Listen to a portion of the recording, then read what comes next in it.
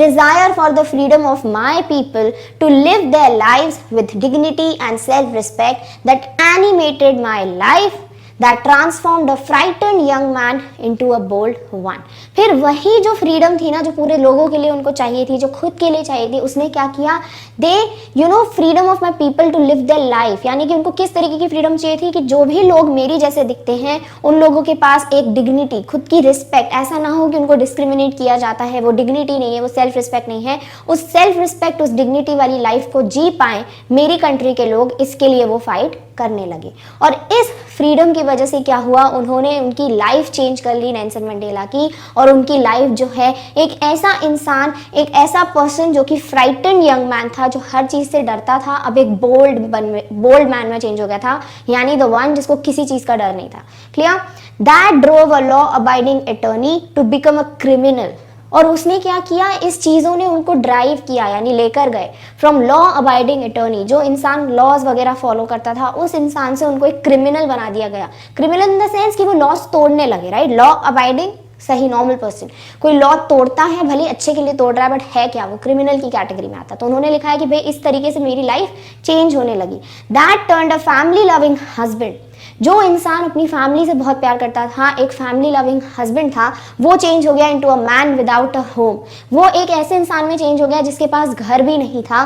That forced a life loving man to live like a monk, और एक ऐसा person जिसे जिंदगी से बहुत प्यार था, जिंदगी की जो नॉर्मल चीजें हैं उनसे बड़ा प्यार था, वो चेंज हो गया एक मॉन्क में। मॉन्क क्या होते हैं? ऐसे लोग जो कि नॉर्मल लाइफ में बिलीव नहीं करते, राइट? बोलते हैं कि वो ये सब जो चीजें होती है ना, मोह माया बोलते हो, उसको छोड़ देते हैं, उन्हें आप कहते हो मॉन्क। तो यहाँ पर हम क्या बोल रहे हैं कि भाई बहुत ही प्यारा बोल सकते हो कंपैरिजन किया है कि नेल्सन मंडेला ने बोला है जो लाइफ, जो फ्रीडम हमें चाहिए थी, जो डिग्निटी, सेल्फ रिस्पेक्ट चाहिए थी, उसका जो हंगर है वो बढ़ता गया, और उस वजह से एक यंग फ्राइटेड मैन एक बोल्ड वन में चेंज हो गया, एक फैमिली लविंग मैन मॉन्क में चेंज हो गया, एक हस्बैंड लविंग हस्बैंड जो है वो किस में चेंज हो गया भाई? एक फैमिली लविंग हस्बैंड, एक मैन विदाउट अ होम में चेंज हो गया। यानी जो भी नॉर्मल चीजें होती है ना, उससे बिल्कुल अलग लाइफ में चेंज हो गई नेल्सन मंडेला की life, just because he wanted freedom for the people, for himself, for his family.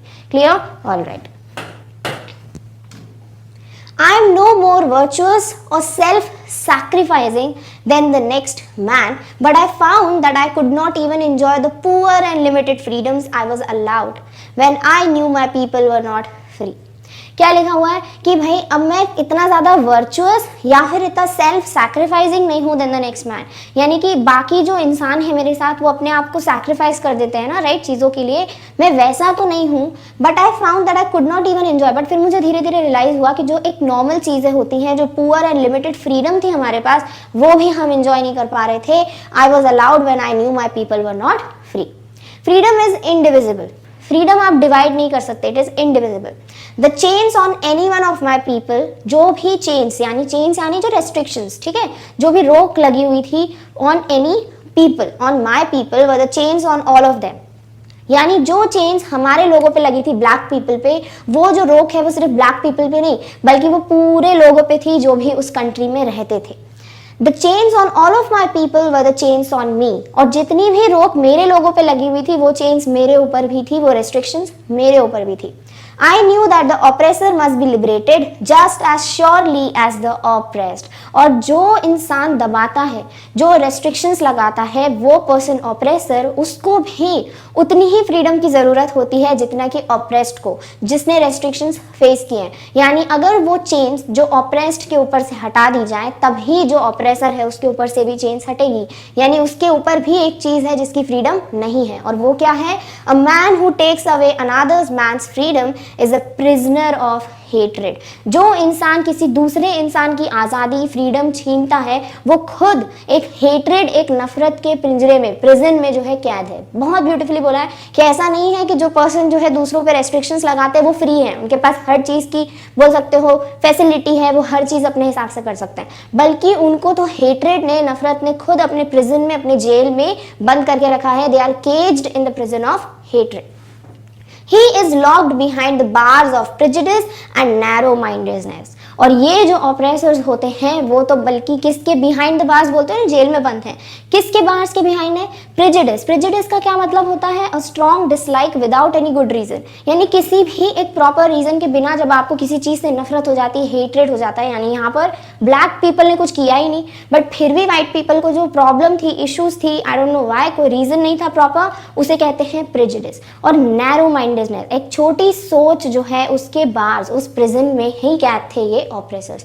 यानी ये फ्री हुए हैं ब्लैक पीपल, तो व्हाइट पीपल भी साथ साथ हेट्रेड, नैरो माइंडेडनेस और प्रेजुडिस से क्या हुए हैं? फ्री हुए हैं। क्लियर? All right.